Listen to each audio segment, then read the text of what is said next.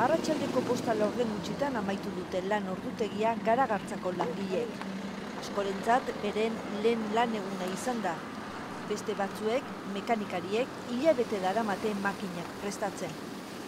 Labeak eta sukaldeko plakak egingo dituzte, baina ekoizpena pixkanaka hasiko da.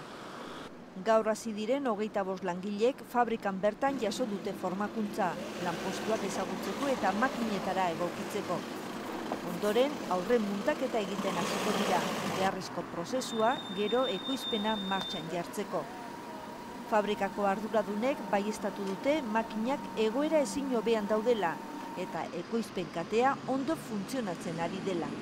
Eta datorren astean langile gehiago hasiko dira lanean. Hoie bai, labeen eta plaken muntaketa egiten hasiko dira. Jabe berrien helburua, hemen Garagartzako lantegi honetan, 155 langile izatea da.